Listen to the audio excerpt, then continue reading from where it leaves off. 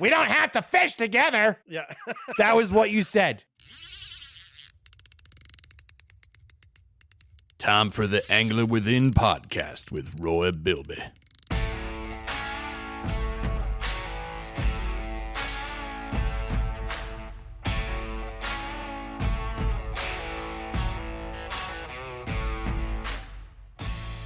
Well, we had a time at your classic get-together, the kayak tournament, my first ever.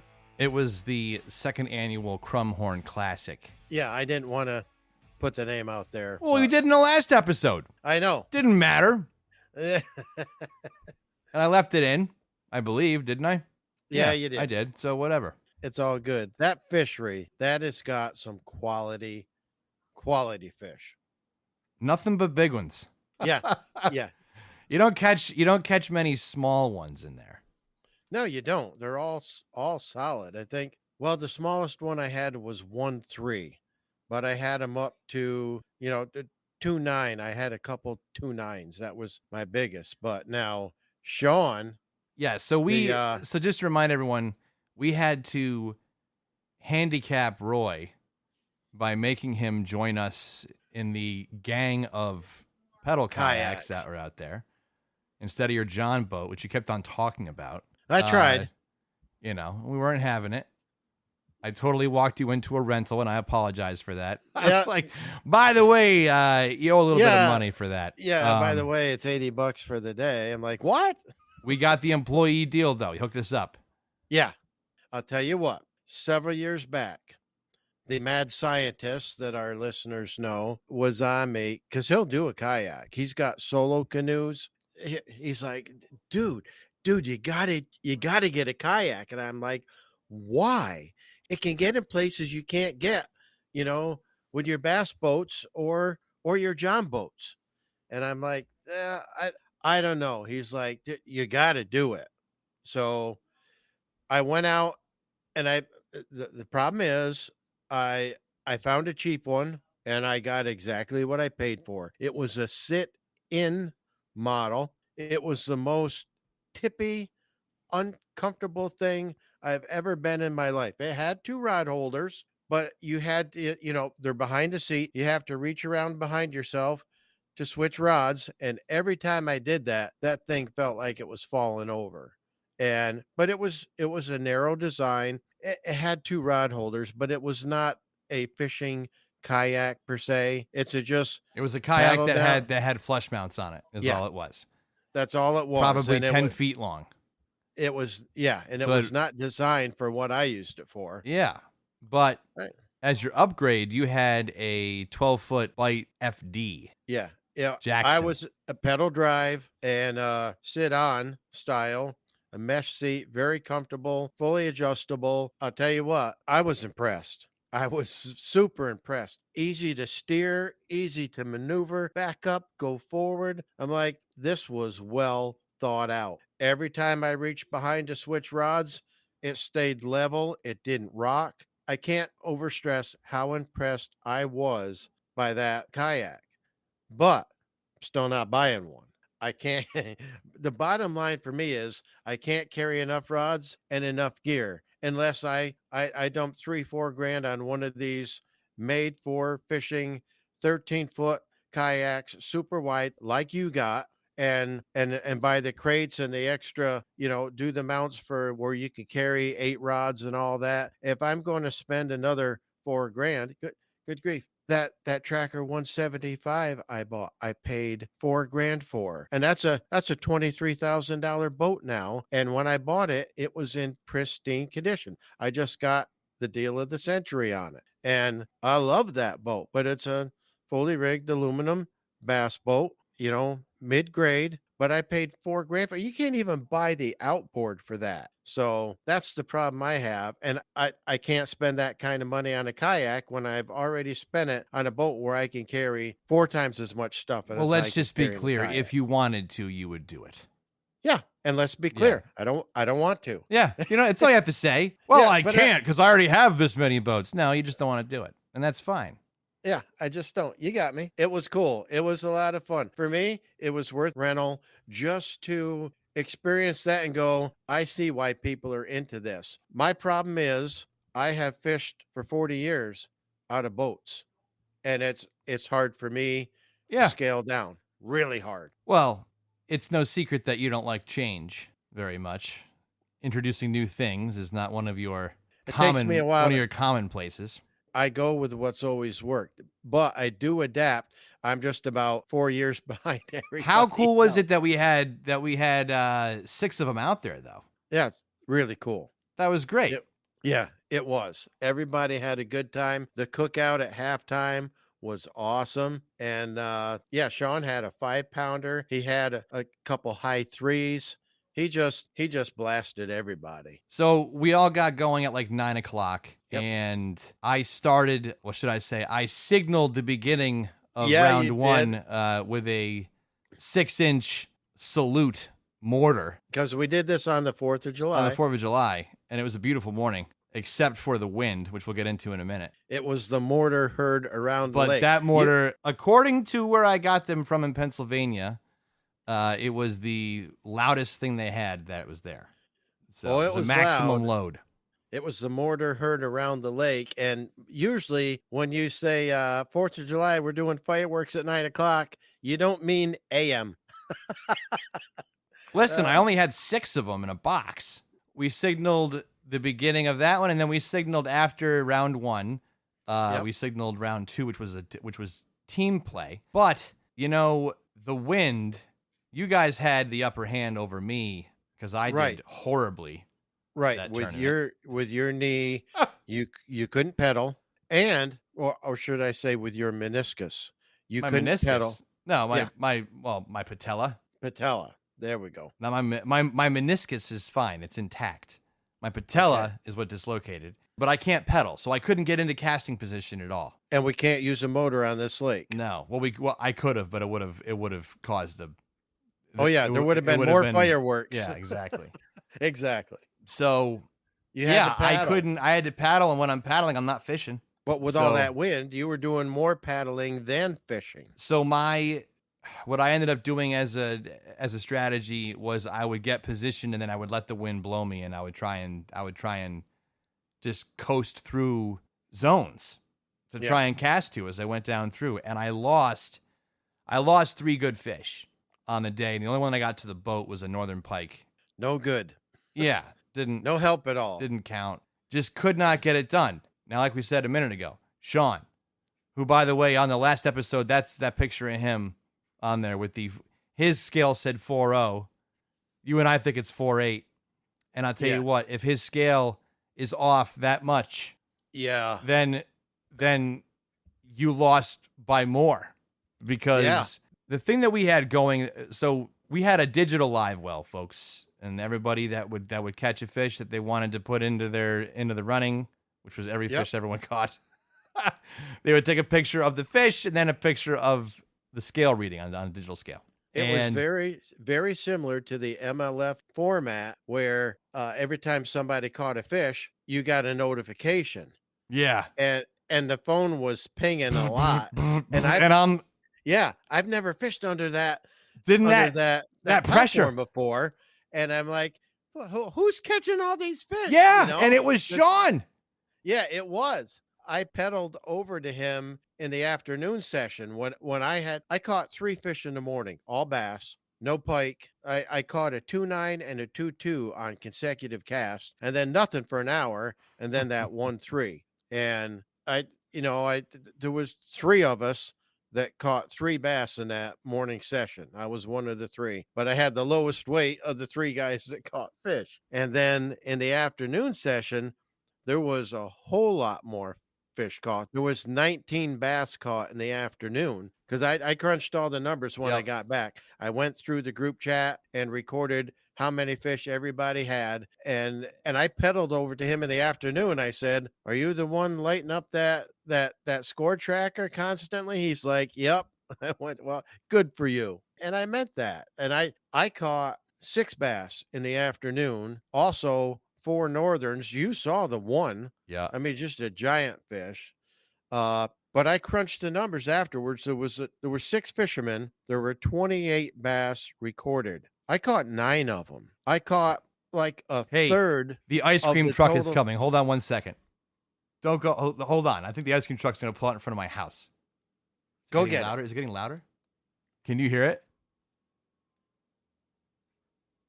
it. No, I can't. Yeah, go get it. If it's coming.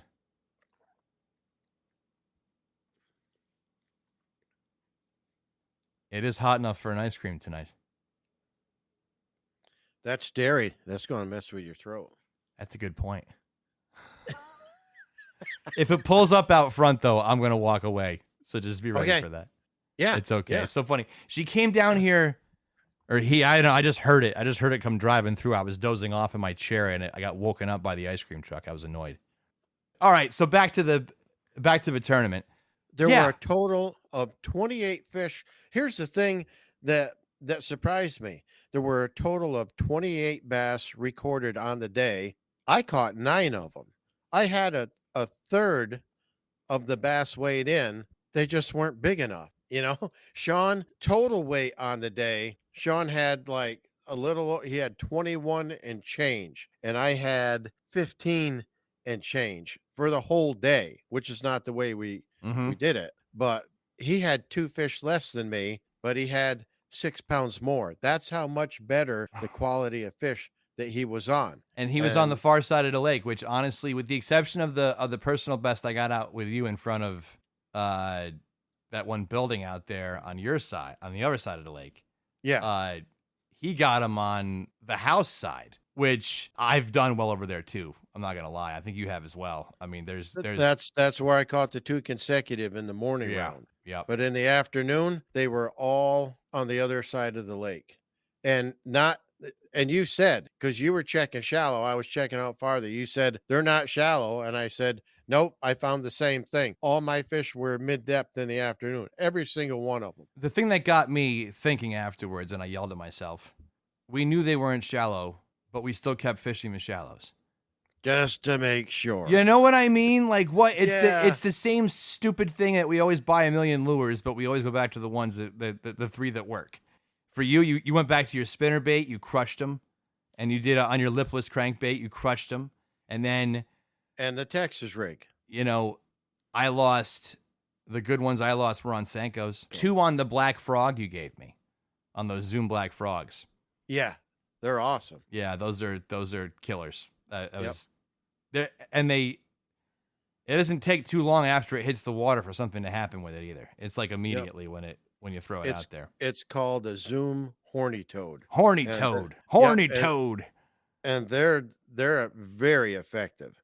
We use those. See, you've got the right cover in that lake. That's a surface frog that we use around lily pads and in, sparse emergent grass like you have on that lake. Now, if you get into lakes like the bigger lake Champlain and places like that where you have these algae mats, which we call cheese mats, then you want to use the hollow bodied frogs that have the skirt, the silicone skirt pulled through for the 2 legs, that have the double hooks that are flush with the back on top. Yeah, exactly. Yeah. Yep.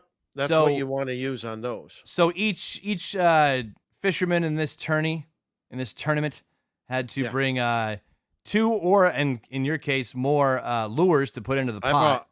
I knew there were some reservations of including me, so I came bearing gifts. I brought 6 lures for the pot, and I brought a pack of brand new Bass Pro Shops hats, so everybody got one. Yeah, I mean that was great. Hey, listen, first of all, there was never any real pushback on having you in. It's just everybody was like, he's just gonna win it. You were favored to win. Well, my favors going into this to win, because it wasn't myself ever, because I know that I'm at a major disadvantage health-wise right now. So yeah, you are. My pick is it was going to be either you, Matt, or Sean. That was because Matt was the guy I was worried about, because he's caught big ones on your lake too, consistently, and his style of fishing is more matched up like yours. He focuses in and makes sure that he's covering as much territory as he can. I've watched him do it. I mean, he goes more hyper focused than I go, Because he is. He's just, I mean, I change He's a baits, great guy. I change locations. I'm doing, or in my case, and we'll get back to how awesome Matt is in a second. I want to say this. Everything that could have gone wrong in that boat with me Did. on Friday did. Of course it did. Unbelievable stuff that was going on. On two different occasions, I went to cast the bait caster, and I thought I had my thumb down I pushed down the tab, and I swung it, and it just launched the spinner bait. It broke off the end of the line immediately and just launched because it wasn't Gone for good. Gone. 30 yards out, off it goes, but there's no line coming off the reel. Gone. Right. Splash. That happened. I also collided with the rods behind me a couple times. I had some collisions. And one of them being with a chatterbait, the piece of the wire that's on the blade on the top where you tie on, where it like pokes out, like the end of it's there, the clip went through the seam on my live fishing rod sock. Through the seam, not through that spandex material, but like through the rod, like through the seam on it. That was like the only where it's stitched together, like that backpack strap material where it pulls it together, right? Right, the only part that doesn't give. Yeah, it gets stuck on there, and it got stuck on there really well. So I had to put that rod down, and it took out the other rod at the time because I didn't want to mess, and because the wind was blowing 25 miles an hour as this is happening. Yes, it was. So then I had to change over to a different rod that I had in there. So I'm throwing with that, but I wanted what I wanted that I had set up ready to go because the chatterbaits were working for Sean. Yeah, they were. I didn't have one. So that I forgot happened. to bring them. Then I get the chatterbait unhooked from the live rod sock. Next cast, I cast it out. I bring it back in.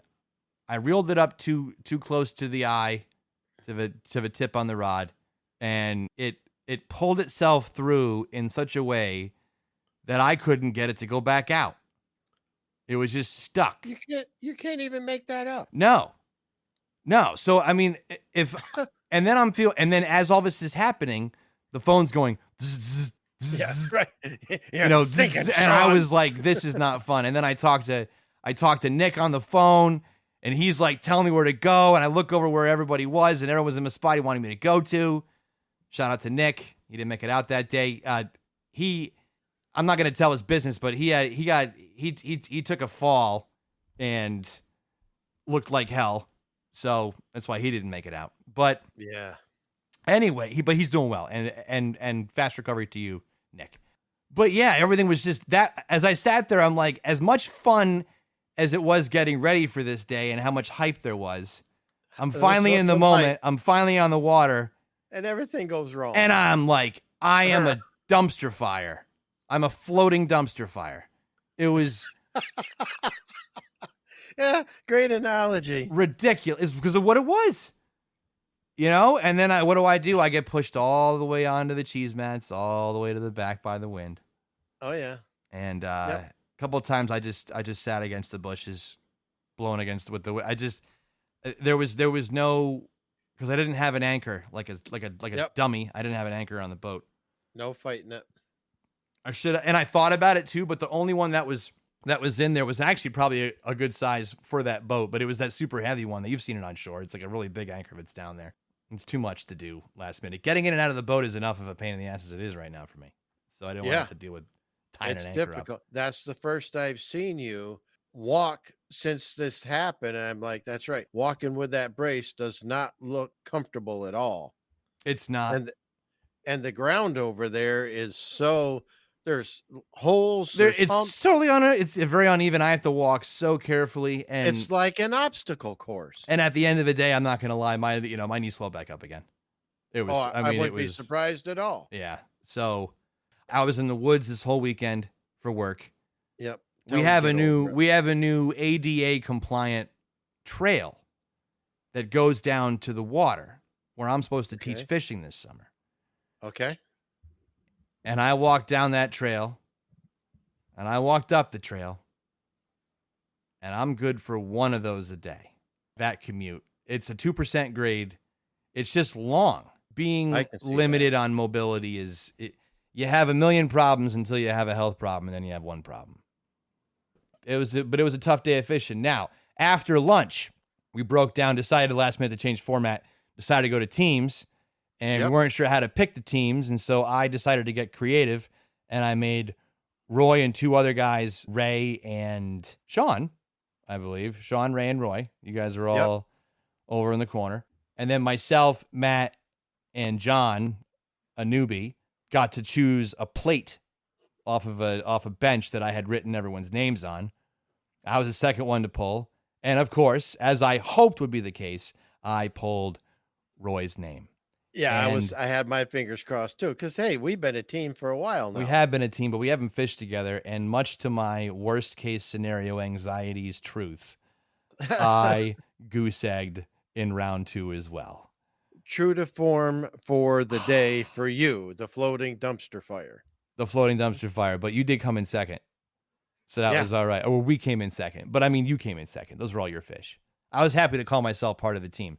And then I just wanted to talk to you for a minute. This is, for everyone out there, this is actually a very funny story and a very good point about, you know what I'm going to bring, you know what I'm going to bring up. You're pedaling your fancy pants Corvette on the water as you're taking off. And I'm I paddling. was used to it at that point. I'm paddling and Roy's pedaling. Yep. Roy is only 5. What are you, 5'4"? How tall are you? 5'6". 5'6". So Roy's already got, like, no offense, you got shorter legs than the rest of the guys out there as it is. Yeah. Right? But nothing you do is slow. So you're like cooking me. I just wanted to talk to you for a minute. I wanted to perhaps, because now we weren't competing against each other. I was going to ask you for some guidance. And I was like, Roy, slow down. You see how fast you get ahead? Slow down. You're like, we don't have to fish together. Yeah. That was what you said. Yeah. Yeah. We covered two different areas of the lake. We're divide not gonna and conquer. And then finally you like wisened up and we're like, oh, we should probably have like a game plan. And you're like, okay, now work every bit of cover between here and there. And I'm like, right. Okay. Yeah. Now you're being nice. I get it. It's a competition. Yeah. I'm in work mode. So we got back in. Sean was the winner on the day. And hats off to Sean. Hats off to Sean. But to speak even further to Sean's character, okay? To speak even further to his character and how awesome he is, how good of a guy he is. With the exception of, I think, a lure or two, he gave the entire pot to John, the new guy, who has no lures yet because he's brand new. He just bought that rod last week. He does. And now he's set with some good stuff too. So, shout out to Sean. Congratulations on your sweeping victory at the second annual Crumhorn Classic. Wild. Sean's a great guy. And he was super nice in the chat afterwards. And that was true gratitude and humble in victory. Yep. You know what I mean? He was awesome guy. You know, really enjoyed it. Of course, he walked out there and just whooped on us. He's a hell of a fisherman. Hell of a fisherman. He got you. You were the ringer. Mr. Professional out there. I blew that, didn't I? Sure did not. So everyone's now comfortable having you out there with them now. So you're always you're always a guest. Good. But you will you're not bringing your John boat out there though. Not when we're competing. We'll talk about that. Yeah. Sure. I'll bring one oar. Now, the mad scientist did give me some intel before this event. And this comes out now. Yes, of course. Now I can talk about it because I didn't want to give it away beforehand. So I don't know about this. I was trying to get a leg up on the competition. About how to and he told me that the way that I could shake you up was to make sure that somebody was catching fish next to you and you weren't catching any yet, is what it was. But to that side, that essentially did happen to you because you weren't catching any fish and the phone was buzzing the whole time. So that did get in your head. It did get it, but I think it got in everyone's heads. That was the main thing. He said, go catch a fish next to him and it'll ruin him for 2 hours. That's what he said. Thanks, Mark. So, but it didn't ruin you at all because you still caught a third on the day. So it didn't matter. You just didn't have big ones. Mark and I just got back from Syracuse. You want to talk about a grueling tournament. We fished yesterday. We had a good tournament, but in order to be there for takeoff, and my standard policy has always been, if takeoff is at 6, I'm going to be there at 5, because you never know. I mean, things happen. Sure.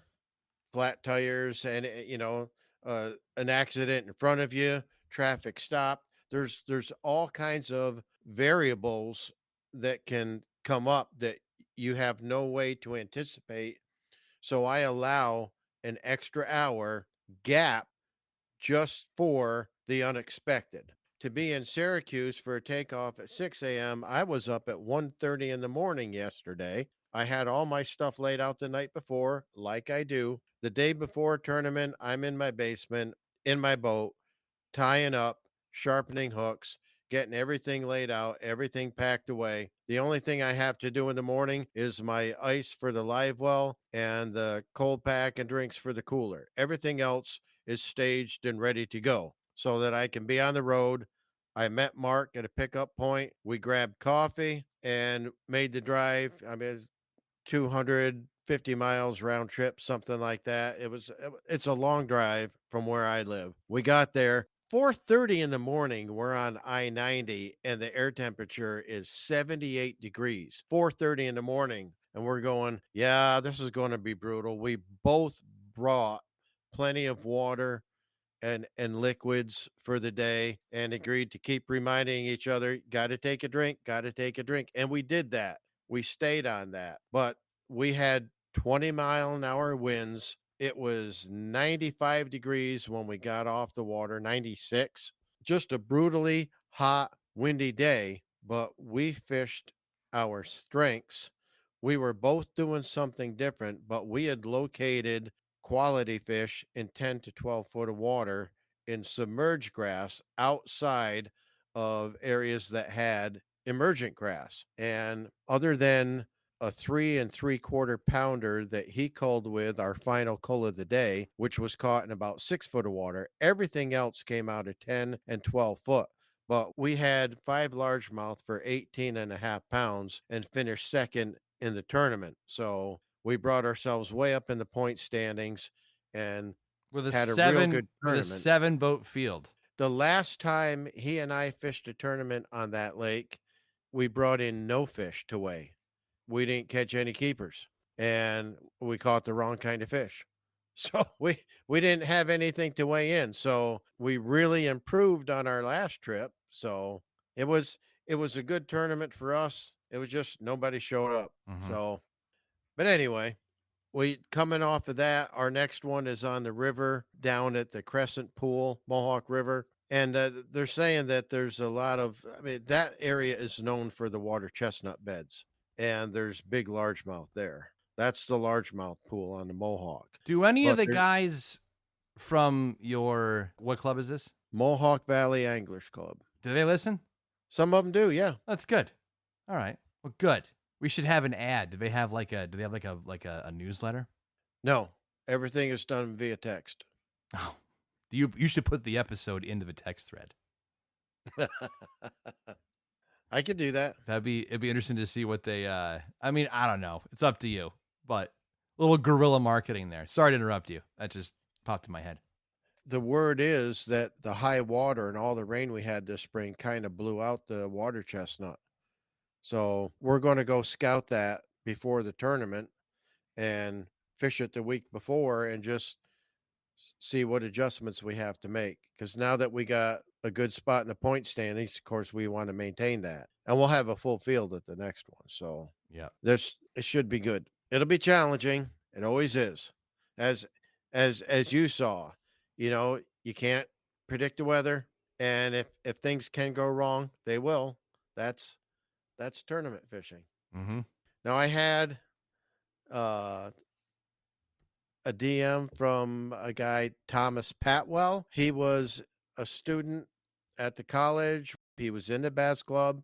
Heck of a fisherman. He got his fisheries and wildlife degree. He's making a living doing that work where he lives now. And he messaged me, said he really enjoys the podcast, finds it very insightful, and he's learning a lot. Now, he just bought his first boat. He bought a Tracker Grizzly on a trailer with a nice Mercury outboard. He's got it all decked out, and he was interested in hearing a little bit about how to fish tournaments when you have a smaller boat like that, and you're in, you're going out and guys got 20-foot bass boats with 250s on them, 21-foot boats with 225s on them. How can he get into tournaments with a boat that size? And you absolutely can do that. Fish don't care what you're running, they could care less. The guy who wins the tournament is the guy who figures out the pattern for the day the best and makes the best decisions during the day.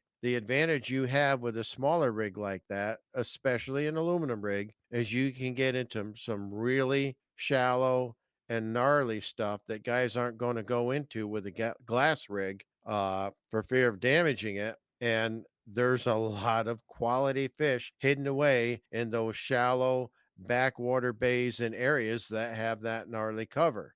And that's where you want to go with a heavy jig and craw or a swim bait or a big top water. Throw a chatterbait around, get their attention. Never underestimate the power of a Senko or something like that. You can get into these shallow back bays and skip stuff under docks that these other guys with these bigger rigs are just not going to get into. And a lot of times, if they're hard to get to areas, they are unpressured fish, and those can be tournament winning fish. The other thing I would say about a boat like that, if you got a windy day, go fish the lee side of the lake, fish the protected areas so you don't get blown all over the place. And just, like anything else, if you get into tournament situation, fish the conditions, fish the seasonal time period of the year, take note of the same stuff I do: the water temperature, the cloud conditions, the direction of the wind, what kind of cover is available, and fish accordingly. If the water's super hot because it's shallow, look for shaded areas like docks. Bass can tolerate some pretty high temperatures, but they're going to find the coolest water in that area, and that's going to be underneath docks, underneath lily pads, underneath those cheese mats, because they create shade as well. Anything that creates shade. So, and look for areas where water's running in, because that oxygenates the water, especially in the summer when you have the high surface temperatures. But there are fish in those areas, and they're often overlooked by the guys with the bigger rigs. So I want to throw something out here unrelated, because you mentioned something 5'4". You thought I was 5'4"? I was off Seriously? by 2 inches. Yeah. The thing I like about being 5'6" is my 19-foot nitro. For me, fishes like a 20-foot. Always look at the positive. That's good. Listen, I meant no disrespect by saying you're a 5'4". I know you're I didn't take it you're that shorter way. than I am. I'm Yeah. 5'10". I mean, 6 inches shorter than me. I don't know about that. Shorter. Nope, 5'6". I won't even fudge it and say 5'7" or 5'6.5". 5'6". So I gave out to the winners of the team half of the tournament a pair of Townsend fish skinners. Who out there remembers those? And then I gave the MVP was given to Matt. Yep. Because he was the muscle. He was the muscle for all the boats, because I ain't moving anything. Let's just be honest. Yeah. See, he got the other one. But overall, on the day, a really great time with some good people. Great people. It was a blast. Did it rank up there with other tournaments that you've been in? We're obviously a bunch of amateurs up there, but was that a good vibe for you? Sean kicked my butt. Well, I know it was everybody's butt. Yeah, but that was a good. But you liked the atmosphere. You dug it. You liked. Oh yeah, 100%. You've probably been to some tournaments that weren't quite so friendly, obviously. My partner, Ryan Coulter, partners for 14 years, fishing team tournaments. We entered a tournament with another league. They had an open event. An open tournament means anybody can come and fish it. And we were the only guys not in that club that fished it. And it was on the Mohawk River at a very popular pool. He and I had won one of our club tournaments on that pool. This was a couple years later, and we won again against this other league. But the guys that were weighing the fish, they knew we were outsiders, and they had a deal where they would take like a mesh weigh-in bag, and you would dump your fish in it, and then they would spin it so the bag tightened up on the fish, so that when they put them on the scales, they didn't flop. Most clubs just fold it over, put it in the basket, and the fish flop. They'll put their hand on them. They flop again, and they got to wait for the fish to. I thought it was clever that these guys would take that mesh bag and just spin it as tight as they could so the fish couldn't flop. They weigh them quicker. You get them back in the water. But when it came time for us to weigh in, they saw the size of our fish. They put them in the mesh bag. They spun it, and then the guy kind of cradled it to squeeze it, and he's trying to shake water out. And then he flipped it over and spun it again and squeezed it again, trying to get water weight out. It's a mesh bag. There's no more water in it. He spun it a third time, and it was obvious what they were trying to do. And I said, "You want to just put them on the scales before they're deceased so we can release these fish?" And they finally weighed them. We blew away everybody. There was one more team to weigh in. There was one more team to weigh in, and it was the president and the vice president of the club. They put their fish in the mesh bag. The guy spun it once and put it on the scale, still dripping wet. It was so obvious he was trying to sway the outcome. But we beat those guys by over a pound still. So yeah, it's not always a welcoming atmosphere.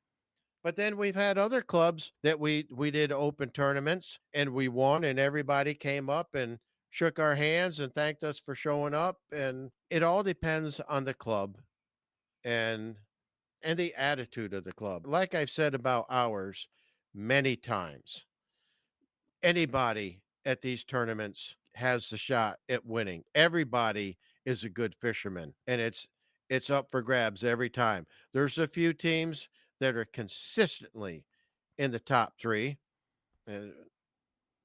but you can't discount anybody. Everybody is good. And because of that, there's a lot of respect from one team to another, to another, to another in the club. Whoever wins, everybody, goes up and shakes their hand, and vice versa. So it's a good club, tough competition. If you win, you've earned it, because everybody's a threat. And that's the way it should be. And everybody gets along. There's nobody bad mouthing anybody. Everybody respects everyone else in the club I fish. And that's why I fished for so many years. And they're genuinely good guys. We keep in touch over the winter. So my hat's off to them. The guys that won yesterday had 21 and change. They had big fish. They just outfished everybody, including us. But one of the guys walked up to me afterwards. He goes, "You guys were in the right areas all day long." I said, "Yeah, we located them in 10 to 12 foot. That's where the bigger ones were." He said, "Yep, that's what we did." So, and some Plus, guys figured it out, but they figured it out too late in the day. So I got a text from one of our listeners, Dave Maller. Yep, I know Dave. Good guy. Caught a real nice smallmouth on his fly rod the other day. He thought I'd appreciate that, so he shot it over to me. Oh yeah. So I took him fishing Schoharie Creek one time, and he confessed to me, "Well, I fished mostly for trout." I'm like, "Well, today we're fishing for bass." And yeah, he's a good fisherman. He's my brother in fly fishing.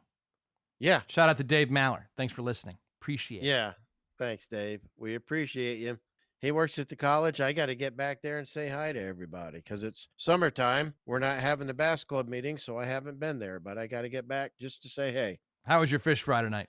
Fantastic. Bluegill that my brother-in-law from California, bluegill that he and I caught together. And his wife, my sister, is still here. She actually flies back tomorrow. So she got 5 Monday night fish fries out of her trip. She got to eat fish that her husband caught with me on June 18th. I want to eat some walleye with you, and I want to eat some bluegill with you. The bluegill are fantastic. So never had. We'll get you back. All right. I got walleye in the freezer too, but only enough for 2 people. So I got to do a 3-man pack. I'll get to work on that. Thanks. I'll wait Yeah. for my invite. Yeah, we'll make it happen. My dad got a kick out of it. He goes, "Boy, that guy moves 100 miles an hour, doesn't he?" I said, "Yeah, he does." I used to. Yep. Yeah. That was then. This is now. Not so much right now. Right. No. Well, we'll get back to that. You just keep healing correctly, following doctor's orders, and it'll work out. Sounds like our time is up. Check out Roy Bilby at all lowercase Roy Bilby on Instagram. DM him, slide on into his DMs, and he'll I'm gonna say he'll take care of you, but he'll answer you. I'll answer all your questions. Always do. Happy to do it. And I do get those questions from time to time. So thank you so much for trusting me to answer your questions. And I hope you enjoyed listening to us reminisce about our last 2 tournaments. And as always, the whole point of this podcast is to disseminate information that I've taken 40 years to gather and help shorten your learning curve so that you can tap into your angler within.